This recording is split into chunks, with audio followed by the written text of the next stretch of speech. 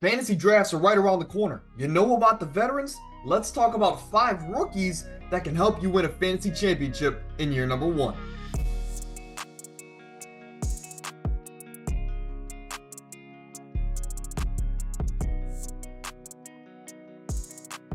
Starting off here with maybe the most popular rookie in all of fantasy football, Jaden Daniels. Of course, right now he's going in the early 12th round as the 14th quarterback off the board, which is where I have him in my rankings. Stay tuned for my rankings here in just a couple weeks. But this is a guy that gives you elite rushing upside. He plays like a young Lamar Jackson. He plays like a young Jalen Hurts. And he's going into a great situation for fantasy football. I'm not going to say the Commanders are going to win a lot of games, but under a Cliff Kingsbury offense that likes to air the ball out, he has great weapons around him. And this is a guy that's going again in the 12th round for his draft price to be a potential quarterback one that could start for us down the stretch of the season. I don't know if there's a better value in fantasy football than Jaden Daniels. At the wide receiver position, let's talk about Ladd McConkey. You can get a wide receiver one, a go-to guy in an offense in the late 8th round. He is the 42nd receiver off the board. To me, I think he's my wide receiver 25. You're getting him at almost a plus 17 wide receiver value here if you take him in, let's say, the 6th or the 7th round, of course, over some other wide receivers. But again, number one in his offense. He is a great route runner. He has great hands. If we learned anything about him at Georgia, those are the two things that we learned. He's coming into a situation with a great quarterback as well. Justin Herbert, elite of the elite as far as actual NFL play. And this is a guy that, as a wide receiver one, his draft price is out of this world. At the 9th round, the wide receiver 42 off the board, you can't get better draft price than that. Now, the only cons here is that this is an offense that under Jim Harbaugh is no secret. It's going to be a run-focused offense. Also, of course, at the end of the day, Ladd McConkey doesn't have NFL experience under his belt, so there might be some time to adapt. But in the 9th round, to grab a guy like this to bolster up your wide receiver room, he could be a second half gem for us down the stretch of the season. I know it's going to be a run-first offense, but when this team needs to throw the football, there's no longer Keenan Allen. There's no longer Mike Williams. There's Ladd McConkey.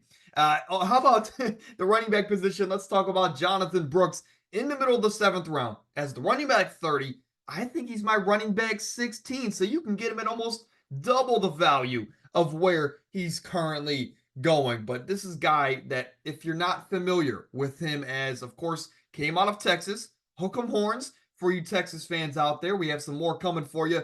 Just a little spoiler. But this is a guy that's a home run hitter. You get him the ball in space, and he can make magic happen. And that's what we love out of fantasy football players on our roster. He's going into a situation where Chuba Hubbard is his only real competition.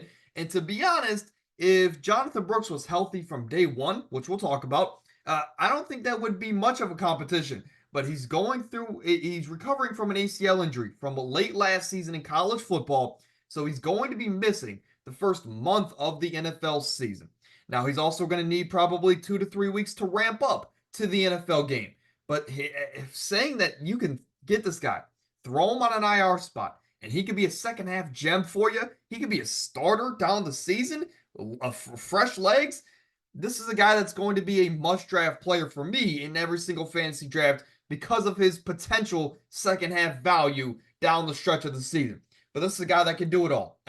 He's most notably a receiving threat, but he can also be a workhorse back in the rushing game. And to me, the biggest reason I like this guy is because of the Dave Canales hire.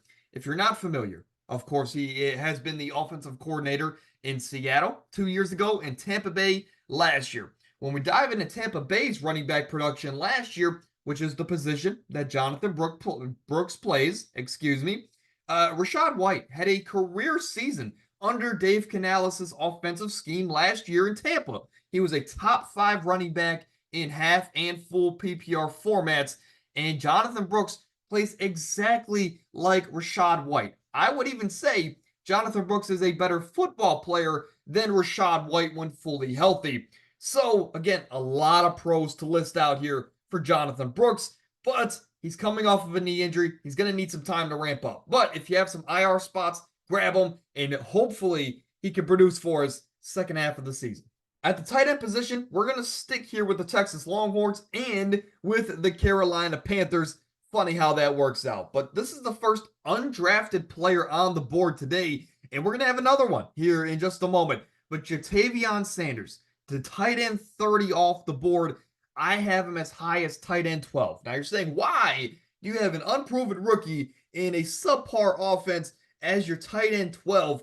Well, of course, the tight end, as we saw last year, unless you have the elite of the elite, it's really taking shots in the dark. To me, Davon Sanders can be one of those shots in the dark that really adds some light to your team. Hopefully you see what I did there. But some pros. His draft price. You can't get better than undrafted. The other thing is Hayden Hurst didn't retire. We thought he was going to, but he ended up leaving Carolina, and now he is in Los Angeles with the Chargers.